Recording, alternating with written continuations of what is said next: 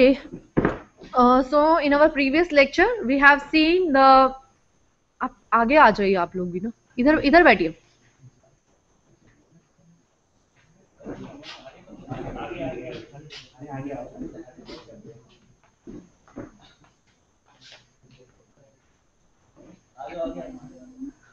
just बैठ जाओ Okay, so we have seen the architecture portion. What is the pin diagram? How do we connect the various pins to what are the basic circuitry which must be connected and all those aspects we have. Now we come to the second part, that is programming part. Okay, so once we know the hardware part, now we know how to program, because whenever you want the controller to perform a specified task, you need to tell it. It doesn't know of its own. So how do you tell it? By programming it through the language. Now we have already seen in yesterday's class. Is there any doubts? Huh? Okay. So we've already seen in yesterday's class that there are three main types of programming languages for 8051. Can you recall them? Yes, our participants, because now we are going to do the assembly language programming, the programming part. So can you tell me what are the three types of languages which are used for programming controller? Machine level language, yes, assembly language, and yes, high level language.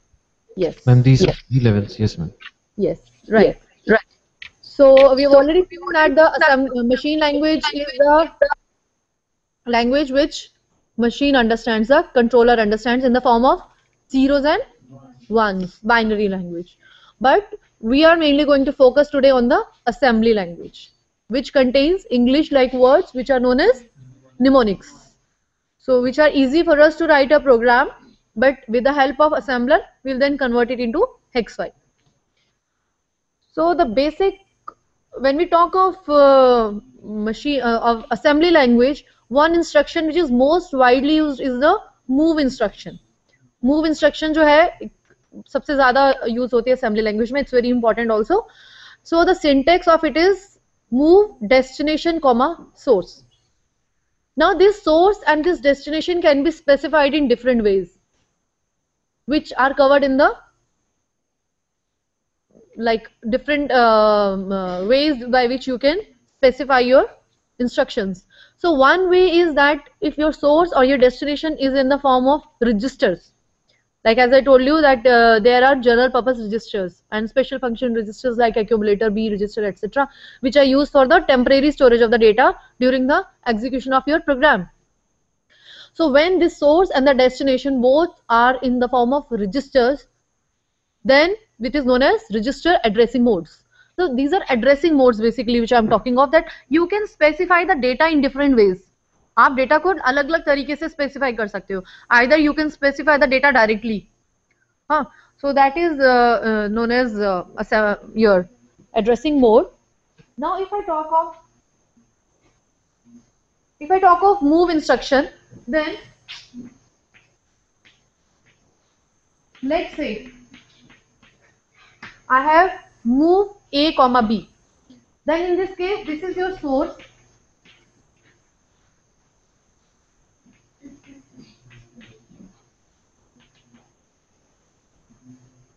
And this is your destination. What does it mean? Whenever I say move, move is not actually moving the data. It is just copying the data. So what you do is basically you copy the contents of register B into accumulator. So let's say before the execution of this instruction, this is your register A and this is your register B. It contained, one more thing is that whenever you're doing the programming part, be very well versed with the hex code. Hex के जो format है वो आप बहुत अच्छे से, because while programming 8051 you need to do hex में आपने data जो है वो specify करना. So let's say register B contain 25H and this contain 12H. This was before the execution of your instruction. Now after the execution, what does it mean? This is the source and this is destination. The contents of register B will be copied into accumulator. It will not be, they will be moved. ये नाम थोड़ा सा misleading लगता है, but it is not actually moving. It is just copying the contents of B into accumulator. So after execution of this instruction, the contents will be like this.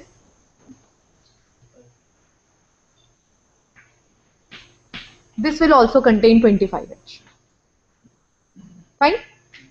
So this is one way of specifying. This kind of addressing mode is known as register addressing mode, when you specify both the source and destination as registers. One more way can be, you can directly, let's say that you want to put 25H into accumulator. You know the data itself. So what you can do is move A comma. Yeah, this is what I wanted to tell you. It will not be 25H. It will be hash 25H. Now this is the difference in the programming of microprocessor and a microcontroller. In case of a microprocessor, what you will do is आप वहाँ पे directly MBI का use करते थे. Move immediate.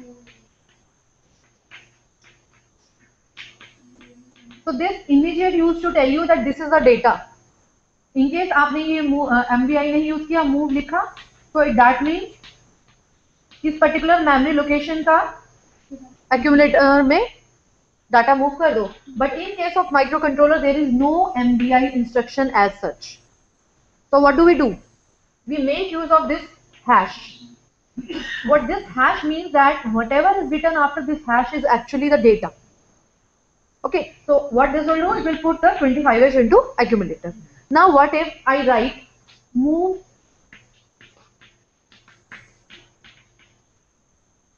Now what if I write move A comma 25H? This is also not wrong, but it is not actually conveying the message which I wanted to do. What it will do is कि ये जो है ये आपका memory location 25H है. हमने बताया ना आपको कि memory में addresses रहते हैं. तो 25H, let's say this is your memory and this is your address 25H. इसमें let's say 10H है.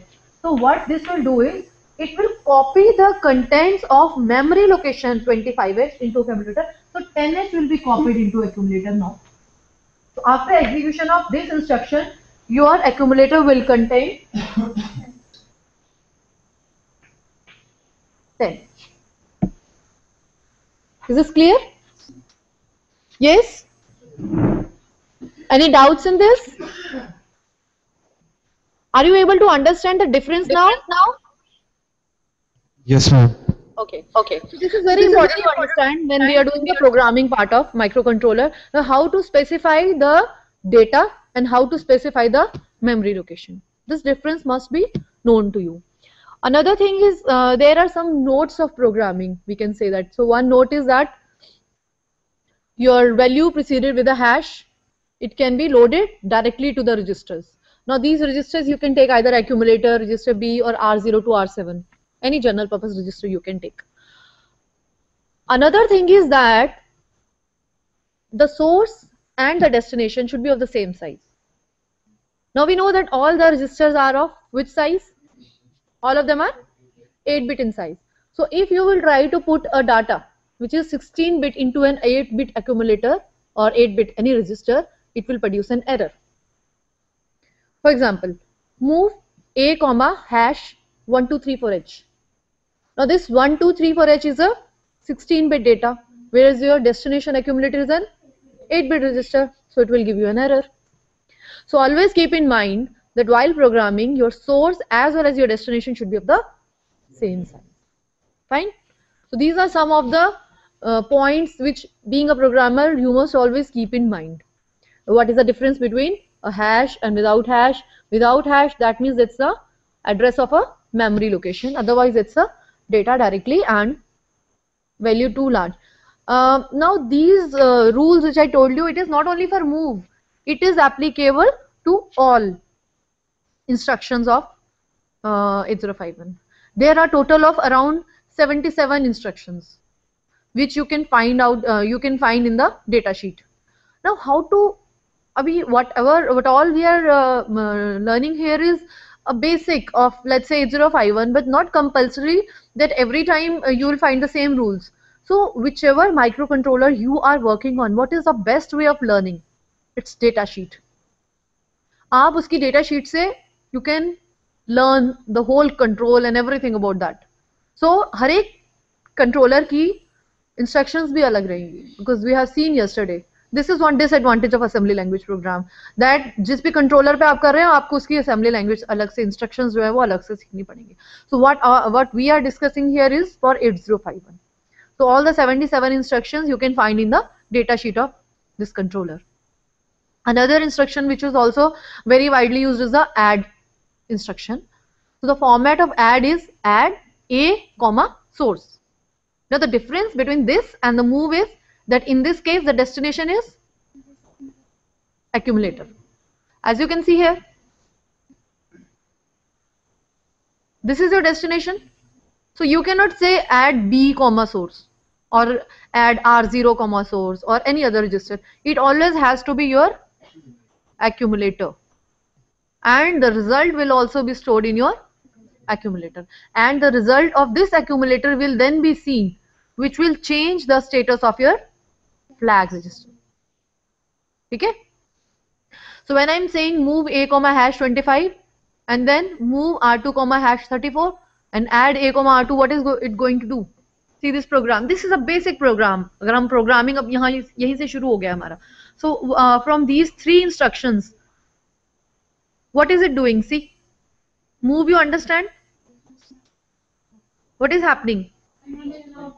Addition of basically 25 and 34 is taking place, and the result is being added, stored in accumulator. Now, as I told you yesterday also, that being a programmer, you always have to write your program very intelligently.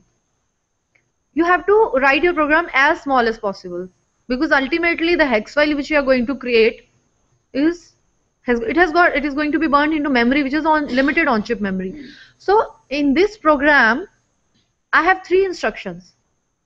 What my main aim is to add two numbers, two numbers 25H and 34H.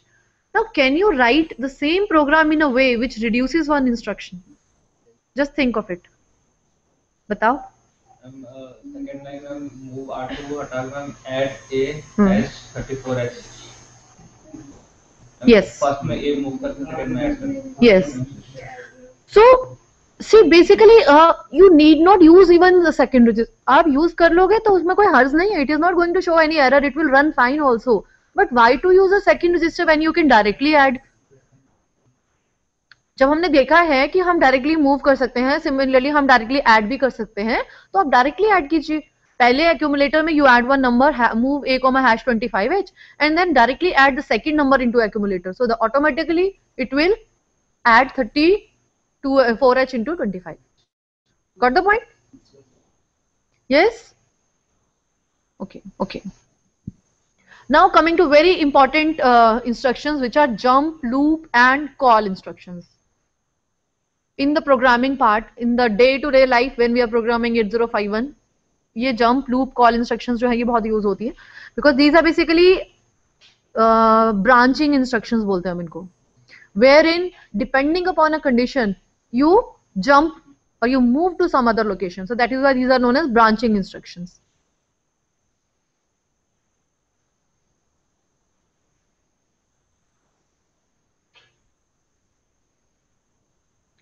Now before we come to this program, I would like to tell you one, इसको बाद में करेंगे, पहले हम jump instruction के बारे में मैं आपको बताती हूँ. Yes? Okay. If we don't write H after the number, automatically it will consider that number as decimal. So you need to specify. That is why I am saying that brush up your concepts of the number types. There are three types, not binary. In case of binary, you have to write B. In case of hexadecimal, you have to write H. Otherwise, it will be D. But if you don't write anything, automatically it will consider it as a decimal number. So आपको लिखते वक्त number को ये ध्यान देना है कि आपने डाटा टाइप वो कौन सा बिट कौन सा फॉर्मेट है वो ध्यान में रखना है. Now I am going to tell you about jump instructions.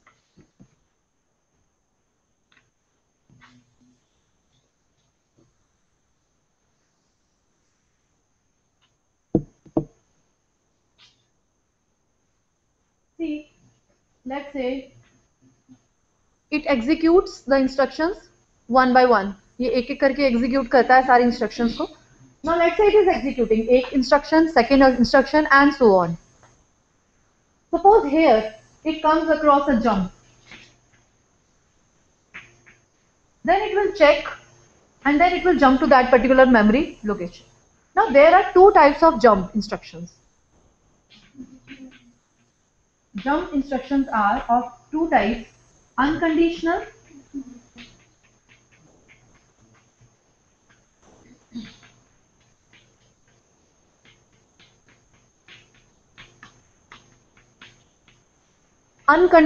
and conditional jumps. Now what is meant by that? As the name also, नाम से आपको पता चल रहा है, unconditional means that it has to jump, इसके पास कोई choice नहीं है, it doesn't have any choice of its own. If it comes across an unconditional jump, it will have to go to that particular memory location. But in case of conditional jump, it will jump only if a certain condition is met. Okay. For this, I'll give you one example. Suppose I tell Arindam, go to sector 17. Does he have any choice? Does he have any choice? No. He has to go to sector 17. But if I ask him, Arindam, go to sector 17 if it is not raining. So what will he do? He will go out. He will check if it is raining. He will not go. If it is not raining, then he will go. So there is a condition attached to his going. Similarly, in case of controller, whenever it comes across an unconditional jump, it has to move to that particular memory location. But in case it's a conditional jump, it will firstly check that particular condition. If it is fulfilled, only then it will move. Otherwise, it will simply ignore that instruction. It will go back to the next instruction. Okay. Now when I'm talking of it will go to the next location, it will go to the next memory location. How is it going actually? What is deciding? How does it know where to go? The address, ma'am. नहीं उसकी मैं बाद में jump instruction की नहीं मैं अभी otherwise ही बात कर रही हूँ कि when it is executing the program, see there is one instruction, it has got one address, there is one second instruction, it has got an address. Through the address bus it is going to there. But how does it know? It is through the another 16-bit register which is known as program counter. Program counter क्या करता है? Yes. So program counter basically contains the address of the next memory location where it has to go. So it checks program counter, then that is loaded into the address bus and it goes to that address, fetches the instruction, comes back, CPU executes it, then again it checks the status of program counter. So automatically such things keep on executing. ठीक है? Program counter जब हम reset कर देते हैं तो अभी मैंने आपको जब मॉर्निंग में बताया था कि whenever it is reset then the program counter value is 0. That means initially आपका प्रोग्राम काउंटर की वैल्यू 0 आएगी तो उस पर्टिकुलर मेमोरी लोकेशन में आपका जो इंस्ट्रक्शन आपने लिखी है उसको वो एग्जीक्यूट करेगा. Then automatically depending upon whether your instruction is 1 byte 2 byte और 3 byte your program counter will be incremented and then it will again point और ऐसे ऐसे करते करते it will keep on going. Now coming back to the jump instruction. Now when it is an conditional jump, then conditional jump जो होता है वो basically depend करता है आपके flag register के status पे. The program status word which we did in the morning class. I told you na that why is it important? How is it going to affect the operation? The program status word is gets affected by the status of your accumulator, and through the status of your program status word it takes a decision whether to jump or not. So these are this table lists some of the conditional jump instructions. 8051 conditional jump instructions. Jump if 0, jump if not 0. DGNZ में आपको अलग से अभी explain करूंगी. Jump if carry, jump if not carry, jump if bit, jump if not bit, etc. etc. Now all these things if you see, jump if carry means program status word का जो last bit था हमारा क्या था, carry, PSW.7. So it will check the status. If it is high, it will jump. If it is low, it will not jump. Jump if bit. Jump if bit का मतलब क्या है कि it will check if that one bit you have specified. इसका ये एक format रहता है jump if bit का. If that particular bit is high, it will jump. If it is low, it will not jump. Similarly, jump if not bit. If that particular bit is low, it will jump. If it is high, it will not jump. Got my point? Now coming to this jump if 0 and jump if not 0. Now somebody asked me in the morning that it does not have any 0 flag. आपने पूछा था ना मुझसे, तो 0 flag नहीं है तो उसको पता कैसे चल रहा है? Because in your program status word there was no 0 flag. Otherwise तो ये jump if carry flag को देखकर jump कर रहा है. So in that case, because it does not have any 0 bit, it will simply check the status of your accumulator. Jump if 0 का मतलब है it will check accumulator's value. If that value is 0, it will jump. ठीक है? And jump if not 0 means अगर accumulator में value 0 नहीं है, then it will jump. So these are all the conditional jumps which are decided depending upon the status of your program status word or your flag register.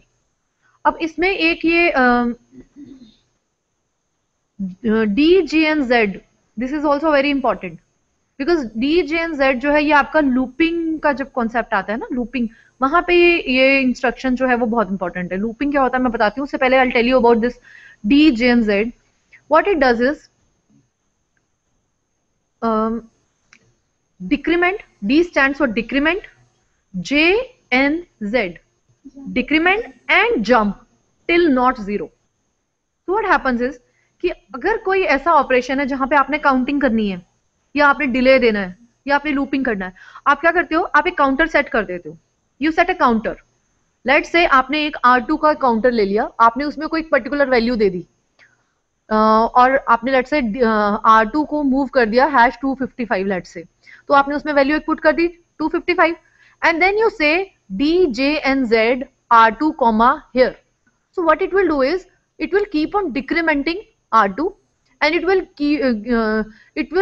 keep on jumping to a particular label which you have given it till that 255 does not become equal to 0.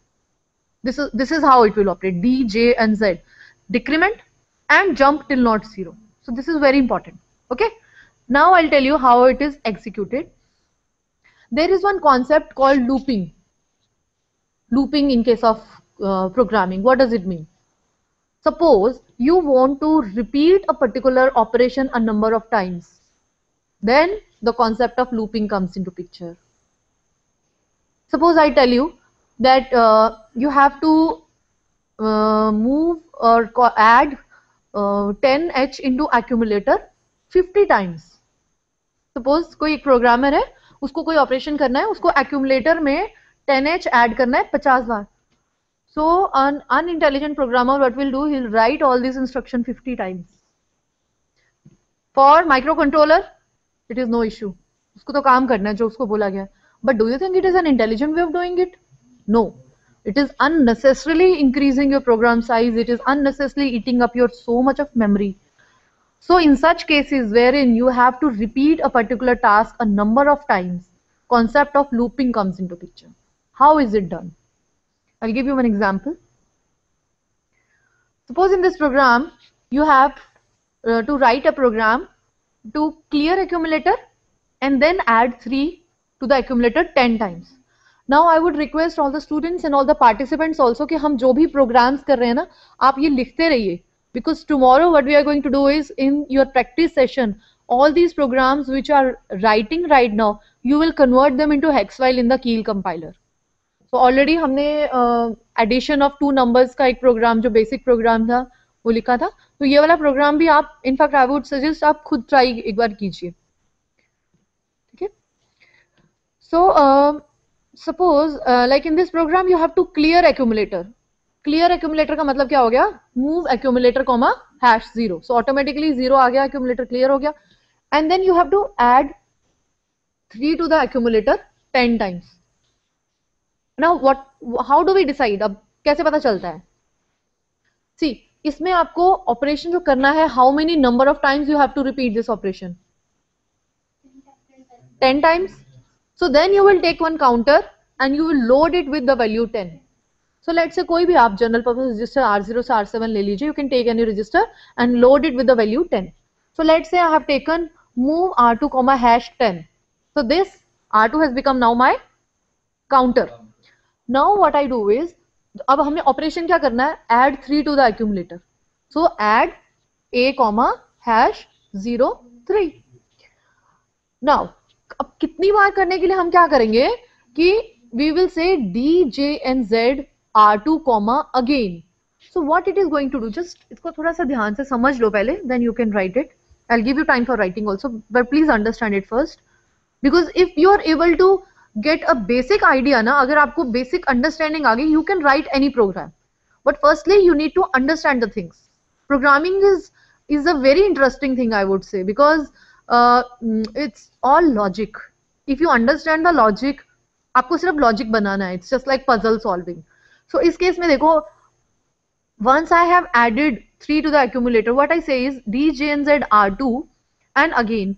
So एक बार मैंने accumulator में 3 add कर दिया, कितनी बार मुझे करना है? 10 times करना है. So what I do is कि D, J and Z R2 एक बार decrement करेगा and go to again. फिर यहाँ गया, इसने फिर accumulator में add किया. Next it comes here. फिर ये R2 को डिक्रीमेंट करेगा 9, 8, 7, ऐसे ऐसे डिक्रीमेंट. जितनी बार ये डिक्रीमेंट करता है ये वापस अगेन यहाँ पे जाता है, उतनी बार वो ऐड हो रहा है. सो ऑटोमेटिकली जब तक ये वैल्यू 10 से 0 नहीं हो जाती, उतनी बार ये वाला ऑपरेशन रिपीट होएगा. That is the thing we wanted to do. Firstly the value of R2 was 10, then we decremented it 9, फिर ऐड किया 8, 7. सो 10, 9, 8, 7, 6, 5, 4, 3, 2, 1, ऐसे करते करते वो 10 टाइम्स रिपीट हो गया. जैसे ही वो वैल्यू 0 होगी, then it will not jump, because it has to D, J and Z decrement and jump till not 0. So the moment R2 की वैल्यू 0 हो जाती है, it will go to next instruction. तो ऑटोमेटिकली आपका वो जो again label है, this again is basically your label. Okay, this again is basically your label. So D, J and Z R2, इसका syntax कैसे रहता है? D, J and Z R2 comma again. Again means it has to go to that particular location. So you got my point?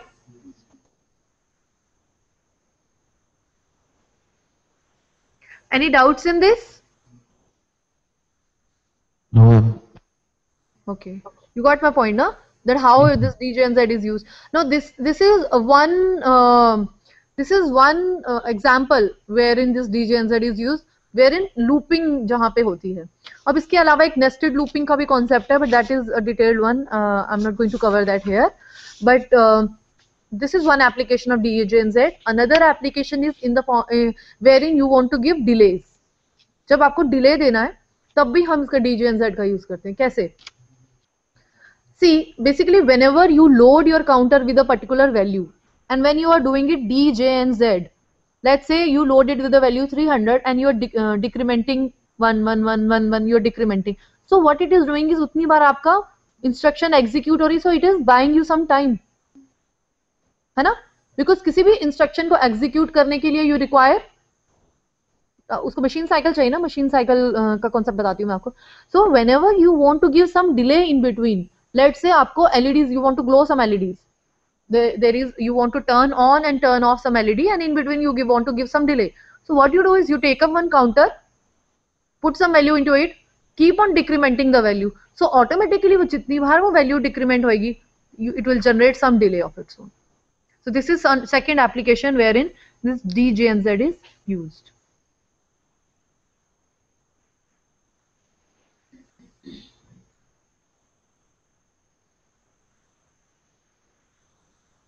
Now these are the conditional jump instructions.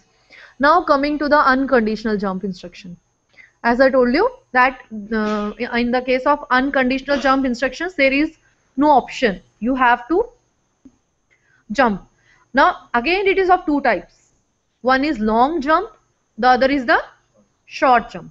There are, in the unconditional also, there are two types. One is a long jump and अच्छा इसमें already है. So there are two types. One is a long jump and the other is a short jump. Now what is the difference between two? As you can see that the long jump is a 3 byte instruction, whereas the short jump is a 2 byte instruction. So basically इन दोनों के बीच में difference क्या है, that suppose it is executing one by one, it is executing, in between it gets some long jump, so it will simply ignore the rest of the instruction and it will go to that particular label. Now in the total memory, let's say 64 kilobyte of memory, हमने देखा ना, total 64 kilobyte of memory, if it can map any or it can jump to any memory location in between 64 kilobyte memory, that is a long jump. Whereas in case of a short jump, if it is only between minus 128 to plus 127, एक particular 256 bytes के बीच में ही अगर वो restricted रहता है, so that is a short jump. Now when I say minus 128 to plus 127, इससे कुछ समझ में आ रहा है?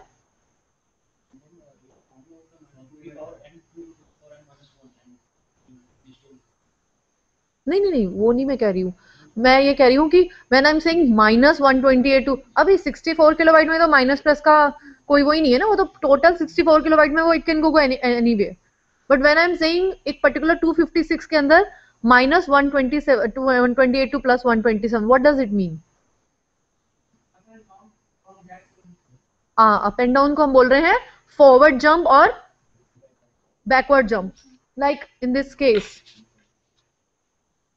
here I said it was executing, यहाँ पे इसको let's say it's a long jump, then in all the memory it can go anywhere, but let's say it's a short jump, then plus 127 bytes of memory, minus का मतलब है backward jump. So in this memory only location only this jump is restricted. So this is known as backward jump and this is known as forward jump. Okay. Now example is that suppose I tell you the example of long jump is that I ask you that go anywhere in Chandigarh. पूरे चंडीगढ़ में आप कहीं भी चले जाइए, हाँ, you had no restriction, so that is a long jump. But if I ask you that go anywhere in Nitter campus, that is a short jump. Your moving is restricted to a particular area. And remember that all conditional jumps are short jumps. Always remember this, that all conditional jumps are short jumps. Whereas it can be either a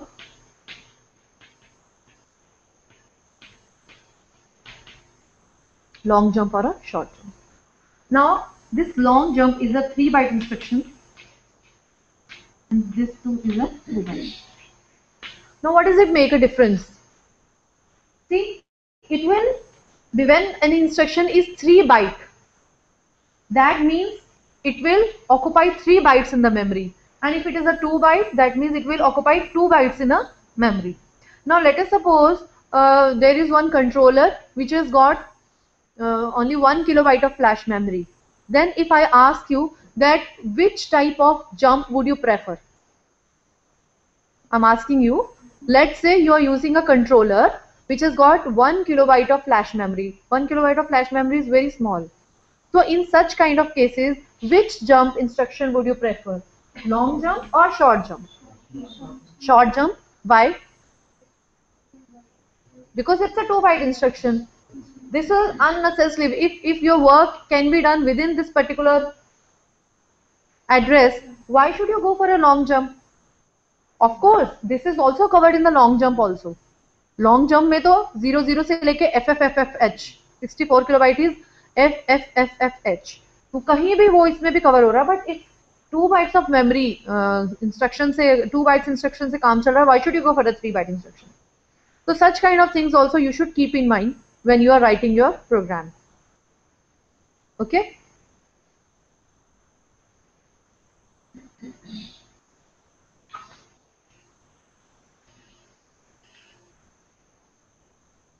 Okay. Now coming to the call instructions. Now there are three things in the branching instruction. One is the looping. Looping we have already seen.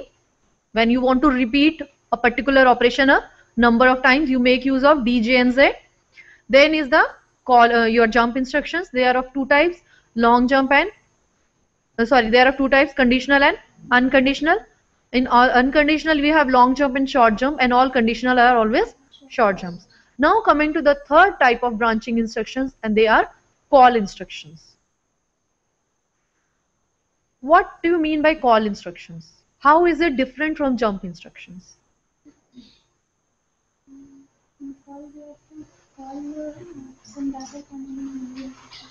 Some data from the memory location, no?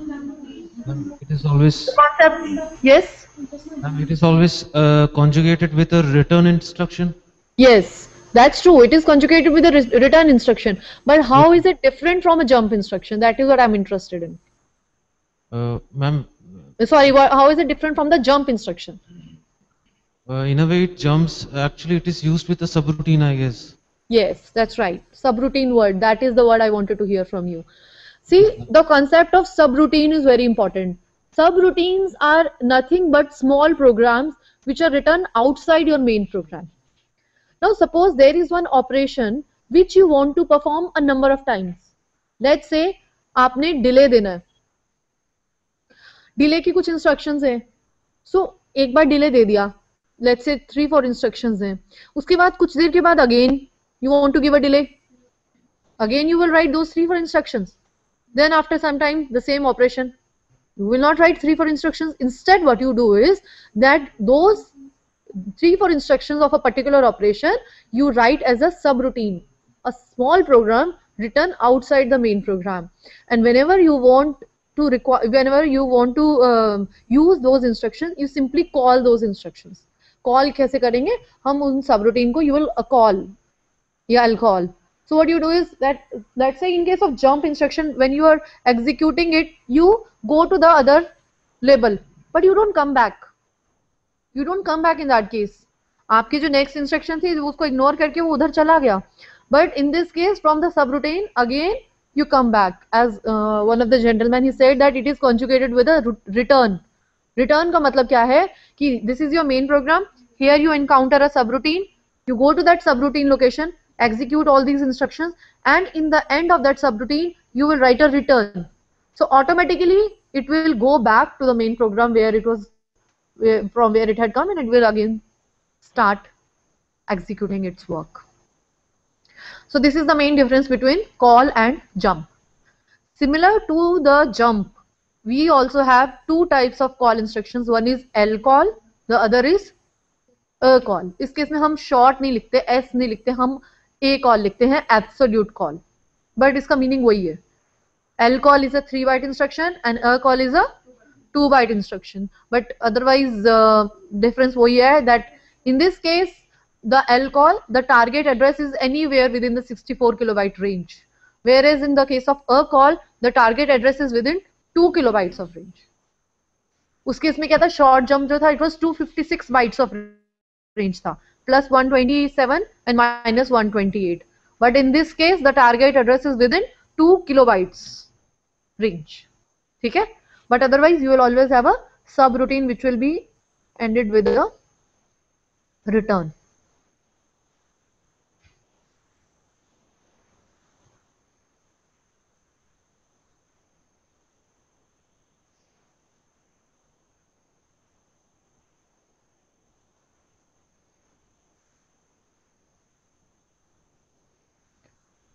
These things I'll cover later on.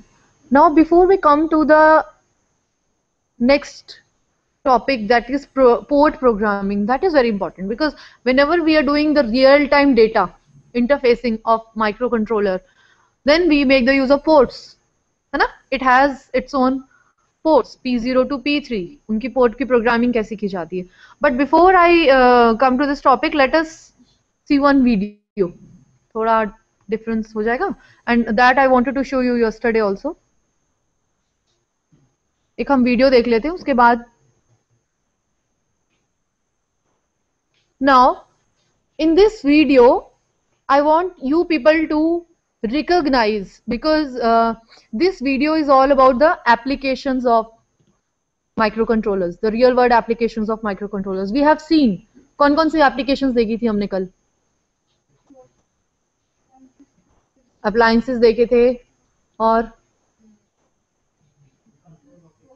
Control operations देखे थे और वो तो control part आ गया ना.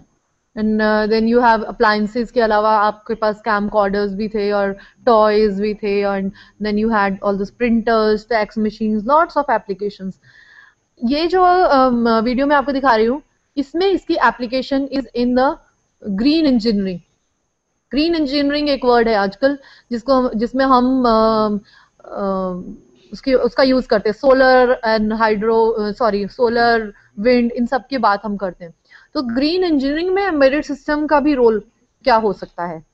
Because we are talking of energy conservation, energy management की अगर हम बात करते हैं तो it's not that our role is restricted only to these areas. Being embedded engineer you can play a very vital role in green engineering also. So I'm going to show you one video here in which is basically the charging of electric cars, because if we talk of green engineering then electric cars are an important part of that. So what I want you people also, from the participants also, what I want from you is that after watching this video you have to identify that what all were the areas in this electric car or in this video wherein the applications of microcontrollers or embedded system you could identify. Okay, तो आप लोग भी ये ध्यान से video देखिए.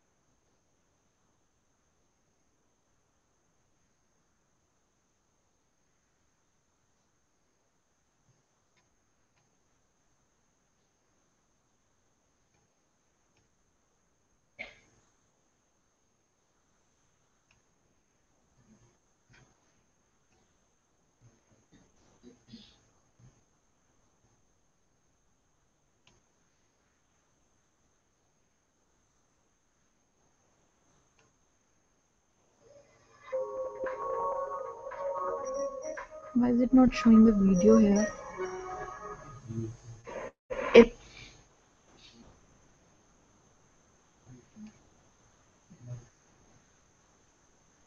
Can anyone help here?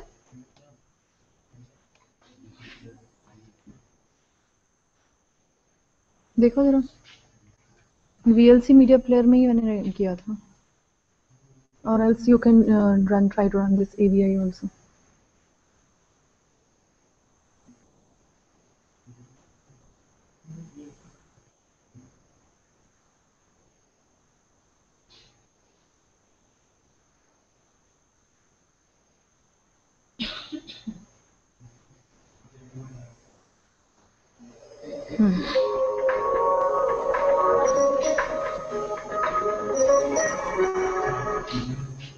In the future, complete mobility for people and goods will continue to grow in importance.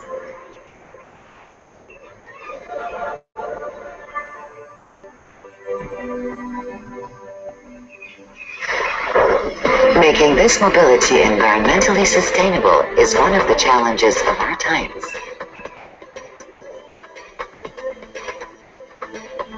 In the search for a sustainable solution, electricity generated from renewable energy sources is one of the keys to success.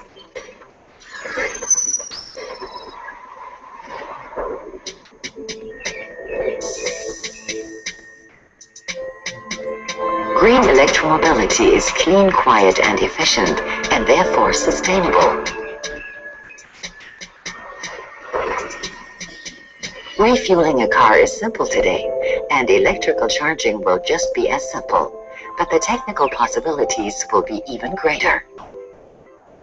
With electric cars, we won't have to go to a filling station every time we need to refuel. Charging will be possible almost anywhere, even at home. Simple electrical system upgrades that can be installed quickly and cleanly will permit charging on private premises and in enclosed spaces. Plug in and you're done.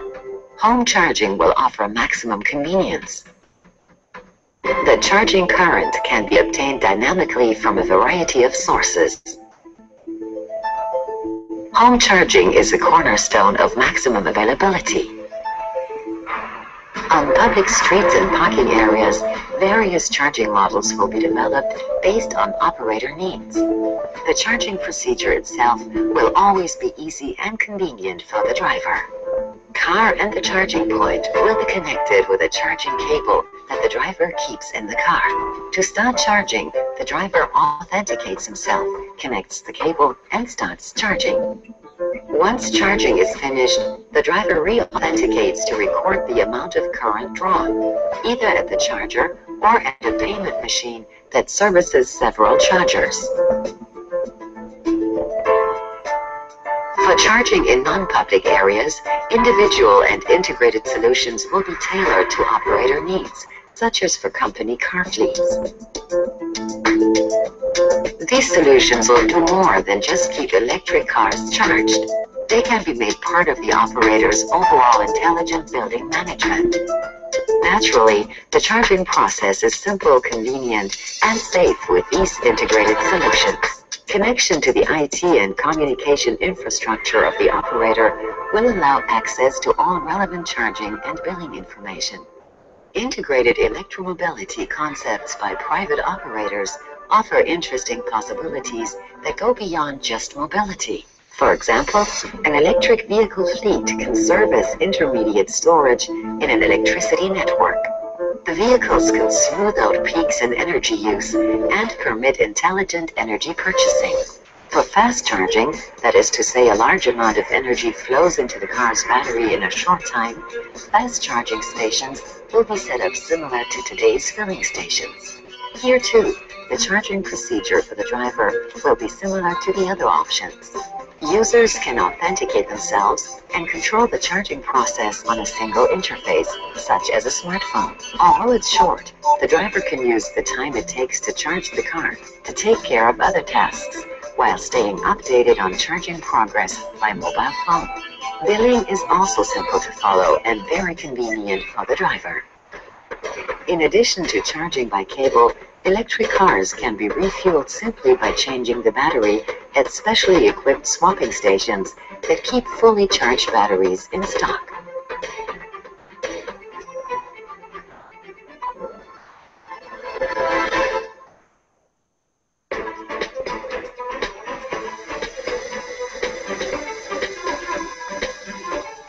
The process is fully automatic.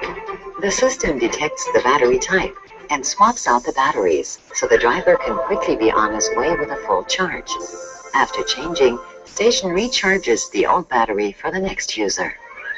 The availability of electromobility will depend on a comprehensive infrastructure that ensures simple, safe charging everywhere. Innovation and creativity do not cancel the laws of physics, but they do make it possible to take an open approach to these challenges. And sometimes they help us find answers to problems that seemed unsurmountable.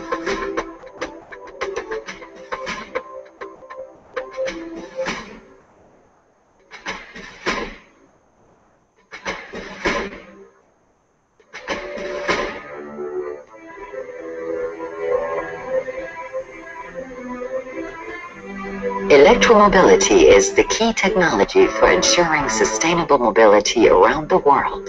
And around the world, that electromobility will be associated with one name, Siemens, moving with energy into the mobile future.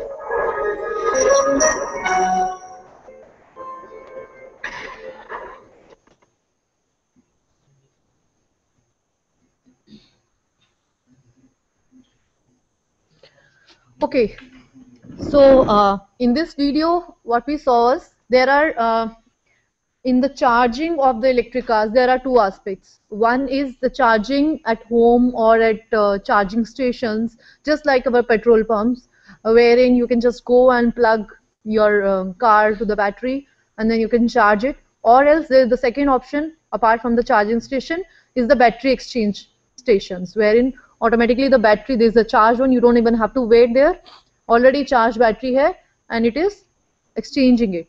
So now tell me that in this video, where was the role of embedded system or your microcontrollers? Ma'am, actually, we are seeing that the main source of energy would be solar or wind, as we are talking about the green engineering. Now, from there, we are converting that energy into electrical energy, which is stored in the battery charging aspect. And I guess in the battery charging of the hybrid car, we might be using the microcontroller. And also about the, actually it was shown that the battery charging status all can be seen and checked on the mobile also. There also microcontroller application can be seen.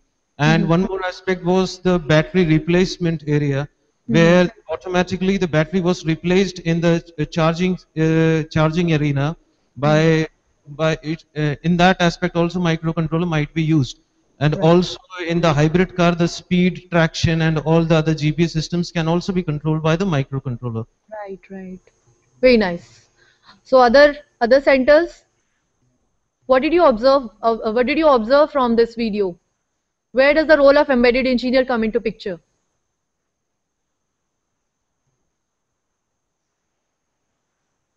हाँ जी, आप लोग? Same.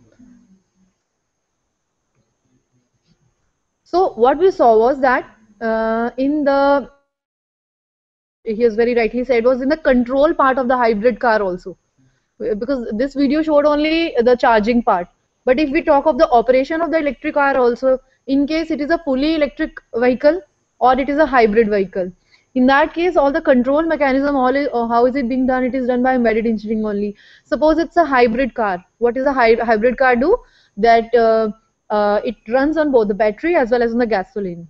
So it will check the status of the gasoline. Once it is finished, it will automatically changes the control over to the electric part. So that all change detection, whether it is finished and then change over and all those things, that is one aspect. Another aspect can be that suppose it's a fully electric vehicle cars, then the driver can be automatically, depending upon the status of the battery, he can be उसको वो intimate कर सकता है that the battery is about to die. It's the time to recharge. Like this, just the way you have in your mobiles. आपके पास एक indication आ जाता है that charge your mobile. Similarly, the embedded system inside the electric car, what it can do is that it can check the status of the battery, and then let's say it is 10% or 20% remaining, it can alarm the driver by giving a sound that charge your battery now. Apart from that, it can have more intelligent features like through GPS, it can also detect that what is the nearest charging station as well. So when you drive cars in US, what they do is that apart from your status of your it also tells you that how many kilometers are remaining in your gasoline. So all such kind of controlling part, that is in the control part. Now when we come to the charging part, so one, we have the charging stations where you if you notice that when the driver firstly authenticates himself through that reader, so that RFID reader, he authenticates itself that yes, I am the one who is charging my, and then the billing automatically goes to the central control. He doesn't even have to pay there. So he will authenticate his vehicle with the smart card, and automatically through wireless communication, microcontroller will send that this much amount of filling has been done, and he will get the bill automatically. And apart from that, there was one more option wherein he just left his car and then he went for his own work, and then he got a message in his mobile that yes, your car is now fully charged, you can come back and collect your car. That is also, so how is all this communication taking place? how is all this smart thing taking place? What is behind it? It is a microcontroller behind it. And when we talk of the battery exchange systems, in the battery exchange systems, if you saw when the car came, it firstly identified that which is the type of battery, because every car will have different batteries with it. So firstly, it will identify which kind of batteries. Automatically, it will remove it and replace it with the same kind of battery which is already charged. So all this intelligent control is done by embedded systems. So there is a huge scope for embedded system engineers in this area also, in green engineering as well. Okay? So this video actually I wanted to show you yesterday, but we didn't have time. European countries में इस पे काम चल रहा है. European countries में, because when we talk of electric cars, उनकी जो charging का एक point है, उसके लिए a lot of things are being done. Now coming back to the programming part, this was just to give you a break from the programming. Now, when we talk of input-output port programming,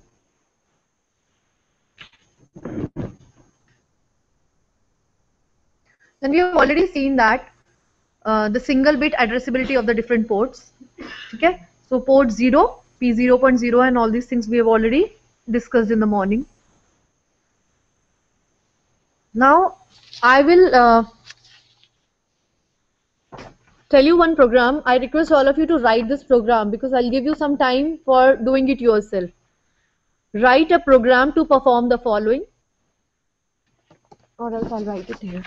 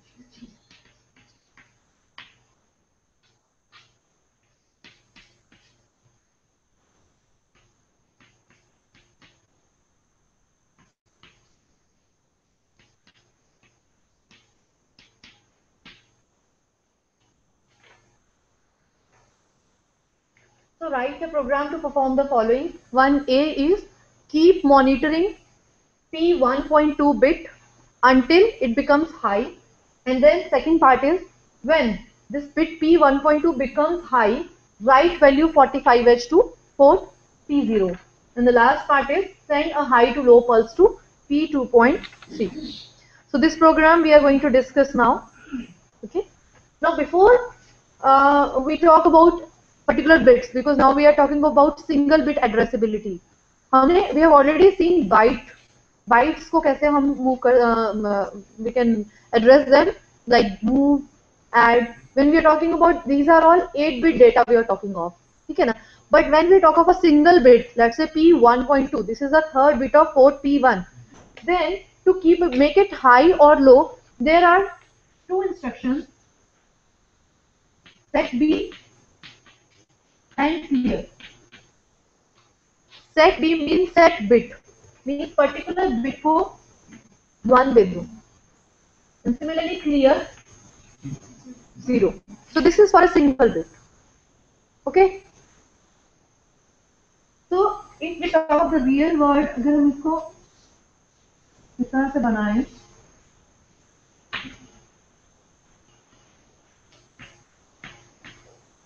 so this is your port 0, port 1, port 2 and port 3. So we are talking of only a single bit now, P1.2. let's say इसमें कुछ एक real time data either 1 or 0 आएगा ना, because it's a single bit. Some data is coming on P1.2. You have to keep monitoring this. You have to keep monitoring P1.2 and until it becomes high. जब ये high हो जाएगा, high का मतलब है इसका स्टेटस हमें check करना है कि इफ इट इज 1, तो उस टाइम पे आपको पोर्ट P0 में वैल्यू लिखनी है. So ports E0 to 3, they are also operated in the same accumulator A and B or R0. For example, if you write move P0 comma hash something, similarly add and all these things. These are similar to the move instruction and add instruction we did in the earlier. So when this value will become high, you have to write value 45h to the port P0 and then also send a high to low pulse to P2.3. तो यहाँ पे आपकी pin number 2.3 है, इससे आपको एक high to low pulse देनी है. This is the thing which you have to do. Pin नहीं, 45 is an 8-bit data. It's not a bit. 45H is an 8-bit data. So port P0 पूरा पे 45H आएगा. Now,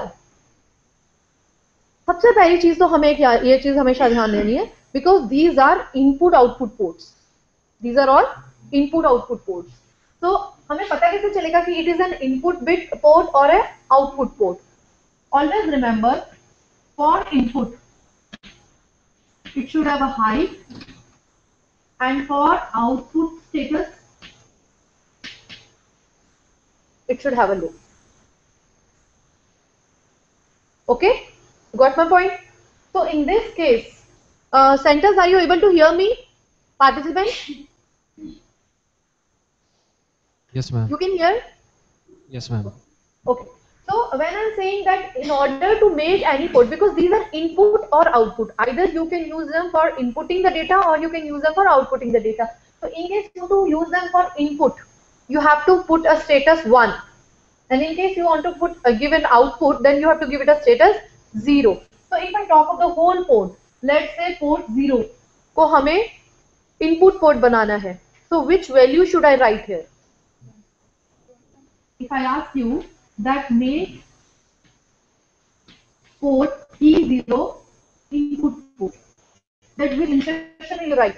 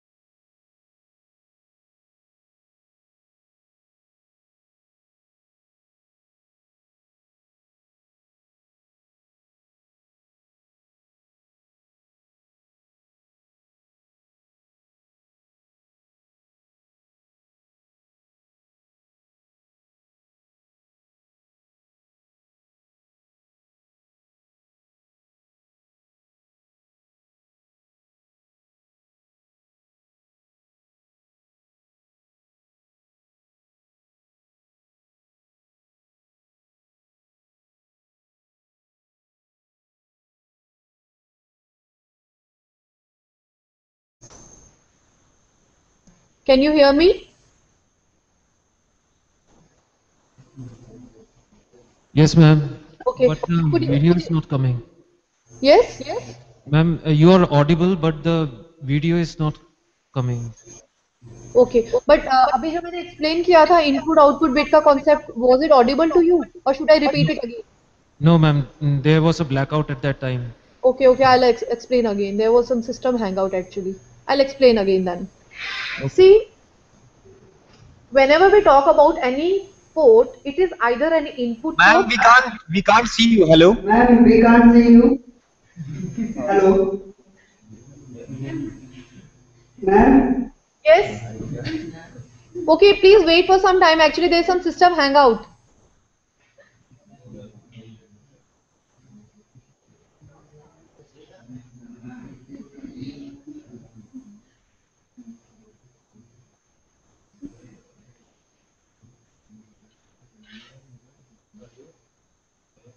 Can they see me now?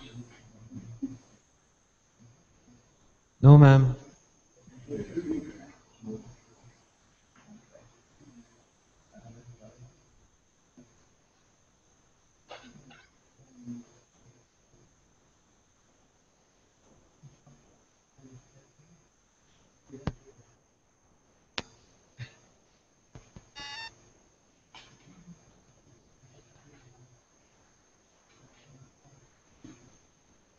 Can you rectify this program?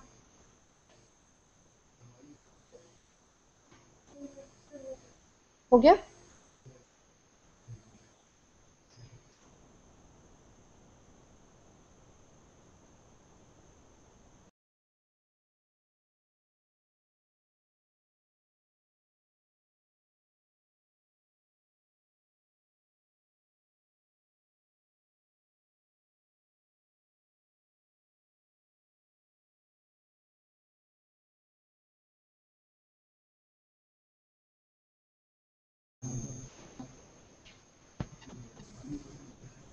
Can you see me now? Can you see me now? Yes, ma'am. Yes, ma'am. Okay. See, whenever we talk about any input-output port, it is either an input or an output port. Either it can behave like an input port or it can behave like an output port. But we need to specify to it. हमें इसको बताना पड़ता है कि whether you are an input or an output. How do we do that? If we want to have it like an input port, we need to write all ones on it. Because it is an 8-bit port, तो इसके सारे P0.0 let's say हम बात कर रहे हैं, तो P0.0 से P0.7 तक all of them have to be made 1. So if it is 1 1 1 1 1 1 1 1 in binary, then in hexadecimal it will be FF. So what I will write is move P0 comma hash 0 FFH. Now this is the one more thing I wanted to tell you in the morning session about programming. Ki whenever you say move or add or any other operation, then if the first digit of your data or instruction is an alphabet, then you need to use a 0 before it. हमेशा याद रखिए. For example, it is 2F. Then first is not an alphabet. तब आपको इसके साथ लगाने की जरूरत नहीं है. But if it is F2, it is an alphabet. So you need to add a 0 before it. For example, in this case, move P0 comma FFH. तो आपको उसके आगे एक 0 लगाना पड़ेगा. So what this is doing is basically it is making your port 0 as an input port. तो हमने यहाँ पे इसको specify कर दिया. Now this was the example wherein the whole port was specified as an input port. But in this case, in our example, you have only a single bit P1.2 which is to be specified as an input because actual data is coming into it. हमारे को इसको monitor करना ना, some data is coming to P1.2. If it becomes high, then you have to write P0 पे 45H और high to low signal भेजना है P2.3 पे. So this is basically your input bit. So you need to give it high. But in case of bits, there are two instructions which I told you in the morning: set B and clear. Set B is to make it high and clear is to make it 0. So in this case, P1.2 will say set B P1.2. That way it is specified as a high, that means input bit. Okay. So now coming back to the programming part, program. Initially we will say set B P1.2. So this will specify it as this. Now what we'll do is we will keep monitoring this P1.2 till it becomes high. उसके लिए हमारी जो हमने morning में conditional instructions देखी थी ना, jump if bit and jump if not bit, if you remember हमने मॉर्निंग में वो देखी थी. So in this case we will make use of jump if not bit. Let me write it first and then I'll explain. Jump if not bit P1.2 here.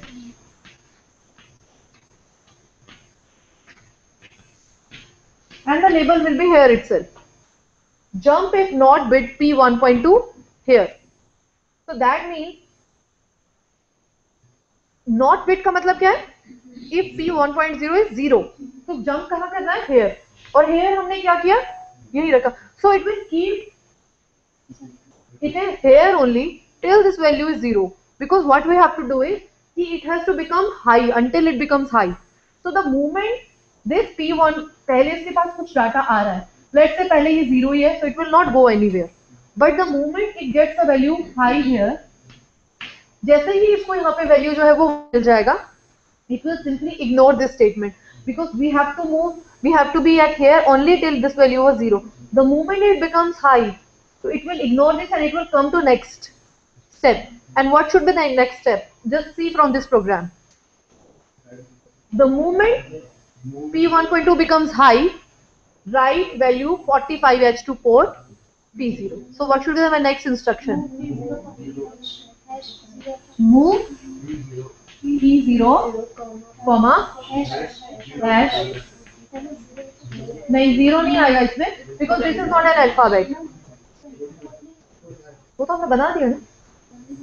इसको क्यों बनाना है? इसको थोड़ी रियल टाइम डाटा थोड़ी आ रहा है इसके अंदर. इसमें तो जस्ट आपको मूव करना है डाटा. इनकेस कुछ रियल टाइम डेटा है, कुछ सेंसर लगाया है आपने उसके साथ, डोर सेंसर या कुछ भी, या ओवन लगाया कुछ, तब आपने उसको इनपुट पोर्ट बनाना है. नेक्स्ट, इसके ऊपर वैल्यू भी लिख दिया and also send a high to low pulse to P2.3. ना this is very important. How to send a high to low pulse? Because normally आपके ऑपरेशन में आप buzzer, if you want to sound some buzzer, you have to send a high to low pulse of low pulse उसमें आपको भेजनी पड़ती. तो basically P2.3 है जो आपका यहाँ पे, a high to low. High करने का मतलब क्या हुआ?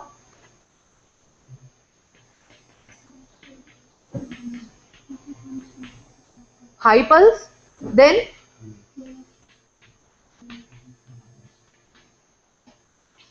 and then end. That's it. So this is how logically you write any program.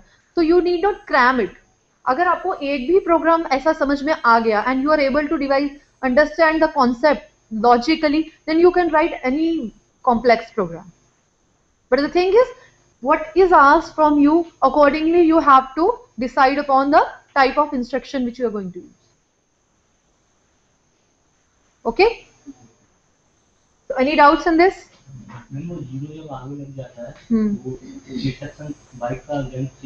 नहीं, वो सिर्फ बाइट के लेंथ के लिए नहीं होता. That is only to tell it that the first alphabet जो है, फर्स्ट डिजिट जो है वो एक अल्फाबेट है. जीरो को वो उसका मैग्नीट्यूड में कंसिडर नहीं करता automatically. Because 0 has got no value ना. 0 जो होएगा लेकिन उसके मैग्नीट्यूड में कंसिडर नहीं होगा. That is what I am saying. If you add anything, any 0 to anything, उसका मैग्नीट्यूड तो चेंज नहीं हो रहा है ना. So that 0 is only to distinguish, otherwise it will show one error. You can try this also in tomorrow's class when we do the Keel compiler thing, and when you will have to create hex file of all these things. तो आप क्या कीजिए कि जो मैंने आपको बताया ना कि जैसे इसके साथ 0 लगाना है, otherwise it will show an error, or else if you give a size more than 8 bit it will show an error. So firstly try to put these errors and check कि वो compiler किस तरह से आपको error show करता है. So all these things, these are small things which you must keep in mind when you're doing the programming part. Okay? Any doubts about this program also or anything?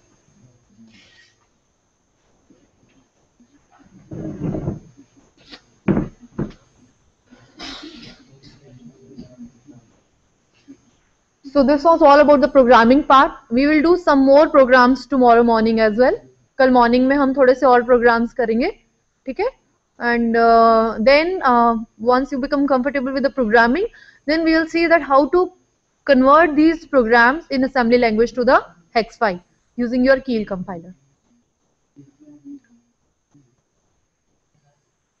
In the second half, we have one expert lecture, director from CSIO, Dr. Amod Kumar. He will be coming and he will be delivering one lecture on advances in microcontrollers. That is also very interesting lecture. And then at 2 o'clock, we'll again meet. And from the centers, in case you have any doubts. No, ma'am, it was all clear. It was all clear? Yes, ma'am. You could understand what all I told you? Yes, ma'am. Most of the things that you told, that was understood. We understood it. Yeah, ma'am. So tomorrow again some more programs. Okay.